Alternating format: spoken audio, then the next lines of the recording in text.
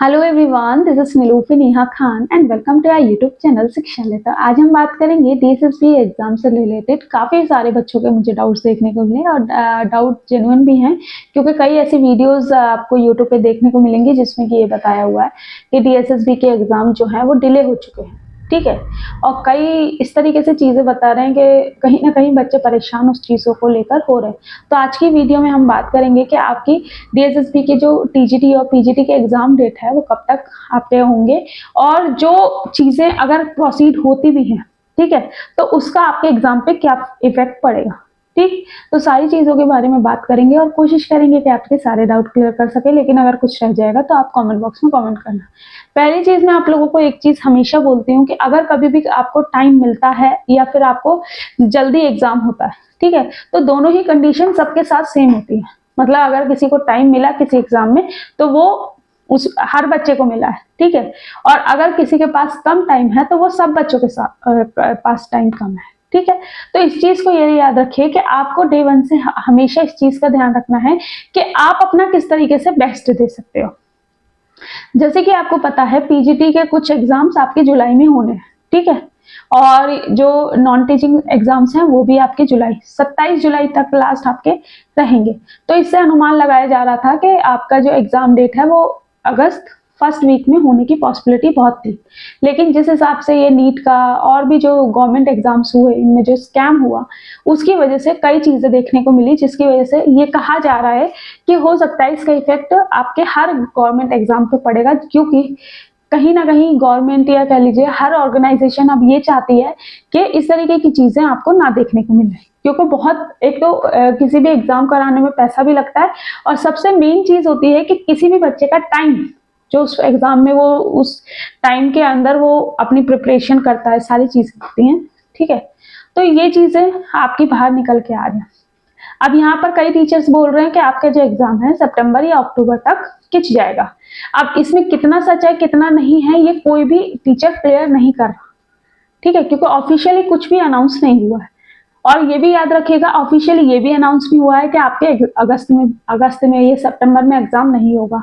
ठीक है, लेकिन हाँ ये पॉसिबिलिटी लेके चलिएगा कि जब भी आपके एग्जाम डेट अनाउंस होगी तो विद इन मतलब एक महीने का तो आपको टाइम मिलेगा ही मिलेगा। ठीक है, तो अगर आपका एग्जाम अगस्त में होता है, ठीक है, तो आपको जुलाई में ही आपका नोटिफिकेशन देखने को मिल जाएगा एग्जाम से रिलेटेड। लेकिन अगर जुलाई में आपको नोटिफिकेशन नहीं देखने को मिलता तो मोस्ट प्रॉब्ली आपको ये देखने को मिलेगा कि अगस्त और सितंबर या फिर अक्टूबर आपका एग्जाम खिंच सकता है। क्यों? क्योंकि और एक चीज और याद रखिएगा, डीएसएसबी अपने काम बहुत स्पीड से कर रहा है, तो हो सकता है आपको इतना ही टाइम ज्यादा से ज्यादा मिले। तो इस चीज को बिल्कुल भी निगलेक्ट मत कीजिएगा कि आपके पास टाइम है तो आप इस टाइम को यूटिलाइज ना करें। अगर टाइम मिलता है तो बहुत अच्छी बात है, क्योंकि आपको पता है कि डीएसएसबी ने अभी अपना सिलेबस लॉन्च किया है सब्जेक्ट का। ठीक है, तो उसके साथ डील करते हुए आपको एग्जाम की तैयारी करनी है, तो वो अपने आप में थोड़ा सा एक टाइम आपके लिए कम है। इस चीज को ध्यान रखोगे तो चाहे आपका एग्जाम अगस्त में हो, चाहे आपका एग्जाम सितंबर या अक्टूबर या नवंबर में भी हो, ठीक है, उससे आपको कोई फर्क नहीं पड़ेगा। एट द एंड आपको ये पता रहेगा कि मैं तैयार हूँ, चाहे मेरे को अगस्त में एग्जाम देना पड़े या मुझे सितंबर या अक्टूबर में एग्जाम देना पड़े।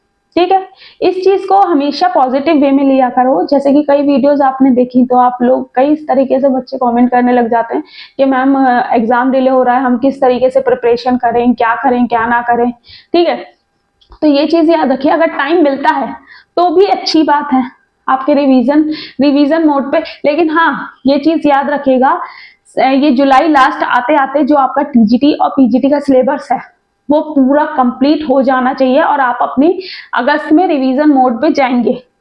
इस टारगेट को लेके चलेंगे तो अगर आपका एग्जाम सितंबर में भी हुआ ना, तो आपकी जो एक प्रैक्टिस जो होगी ना उसमें उस टाइम पीरियड में वो बहुत ज्यादा आपके जो परफॉर्मेंस है ना उसे इनहेंस कर देगी।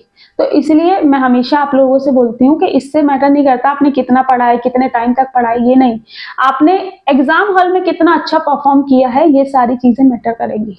और एग्जाम हॉल के लिए परफॉर्म करने के लिए आपको डे वन से तैयारी करनी पड़ेगी, क्योंकि एग्जाम हॉल में अपना एक प्रेशर रहता है।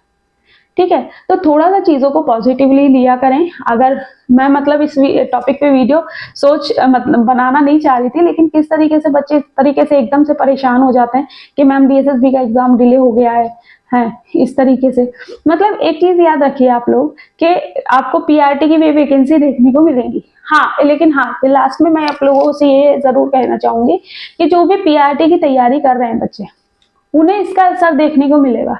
उनके पास लिमिटेड टाइम रहेगा, तो अगर आपकी वैकेंसी में हो सकता है वैकेंसी आपकी कभी भी आ जाए, तो वैकेंसी आने के बाद आपको ज्यादा टाइम नहीं मिलेगा। ठीक है, जैसे टीजीटी और पीजीटी वालों को मिल गया ना, आपको नहीं मिलेगा। क्यों? क्योंकि टीजीटी और पीजीटी वालों के लिए कई ऐसी चीजें आ गई, जैसे कि चुनाव आ गए। ठीक है, अब ये जो स्कैम आपका हुआ है एग्जाम्स में, इसकी वजह से भी कुछ चीजें डिले हो रही हैं। ठीक है, तो ये सब चीजें एक तरीके से पॉजिटिव वे में लेके चलिएगा कि हाँ मुझे हमारे पास टाइम मिल रहा है और हमें इस टाइम को अच्छे से यूटिलाइज करना है, किसी भी तरीके से हमें एट द एंड सिलेक्शन लेना है। इस अप्रोच के साथ चलोगे तो इंशाल्लाह कहीं ना कहीं सिलेक्ट होके बैठोगे, और आप लोगों को ज्यादा दिमाग लगाने की जरूरत नहीं है कि कहाँ क्या चल रहा है। ठीक है, बस अपने एग्जाम पे फोकस करिएगा। और हाँ, एक चीज और बता दूं कि डीएसएसबी, एनवीएस, केवीएस और आपका ईएमआरएस, इन सब की वैकेंसी आपको लगभग इस तरीके से ही देखने को मिलेंगी। और अगर आप किसी भी सब्जेक्ट की तैयारी करते हो तो कहीं ना कहीं आप ईएमआरएस की भी तैयारी करते हो, क्योंकि ऑलमोस्ट चीजें, कुछ टॉपिक्स आपके अलग हो रहे हैं, बाकी सारी चीजें आपकी सेम ही रहती हैं। ठीक है, तो अप्रोच इस तरीके से लेके चलिएगा ना कि आपको यही टाइम है और इस टाइम को यूटिलाइज कर लेंगे, ताकि अगर इन केस अगर आपका यहाँ नहीं होता, ठीक है, तो आपके लिए ऑप्शन में केवीएस भी रहेगा। ठीक है, ईएमआरएस की भी वैकेंसी आपको देखने को मिलेगी और आपको एनवीएस की भी देखने को मिलेगी। ठीक है, तो ये एक चीज आप लोग लेके चलिएगा। लेकिन हाँ, इस चीज को इस तरीके से नहीं कि हम एक आलस मोड में चले जाएं कि नहीं अगर इसमें नहीं हुआ तो इसमें हो जाएगा, इसमें नहीं होता इसमें नहीं। हमारे पास जो फर्स्ट एग्जाम हमारा पड़ेगा वही लास्ट है। इस अप्रोच के साथ हमें चलना है, बाकी होना ना होना एक अलग मैटर करता है इस चीज पे।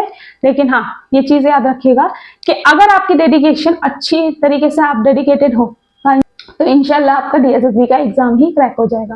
बाकी बात मैं आप लोगों के लिए क्या कर सकती हूँ, तो मैं आप लोगों के लिए बहुत सी चीजें तैयारी कर रही हूँ, है चाहे वो आपके नोट्स हो या फिर यूट्यूब पे आपके सेशंस हो। इन सारी चीजों को बहुत जल्दी कंटिन्यू करेंगे, क्योंकि कहीं ना कहीं मेरी भी तबीयत इस टाइम पे थोड़ी सी अलग चल रही है, तो इसलिए चीजें मैं इतनी ज्यादा एनर्जी से नहीं कर पा रही हूँ। बट ठीक है, आप लोग दुआ करते रहिए, मैं भी दुआ करती रहूंगी कि आपका सिलेक्शन हो, चाहे आप लोग दुआ करते रहिए कि मैम जल्दी से जल्दी सारी चीजें आप लोगों को प्रोवाइड कर दे। चलिए मिलते हैं आपसे नेक्स्ट वीडियो में। होप सो सारी चीजें आप लोगों को समझ आई होंगी, और हाँ, पॉजिटिव रहकर अपनी चीजों को करिएगा, इंशाल्लाह बहुत बेहतर चीजें आप लोगों के लिए लिखी हुई हैं। ठीक है, चलिए मिलते हैं आपसे नेक्स्ट वीडियो में। Thank you for watching.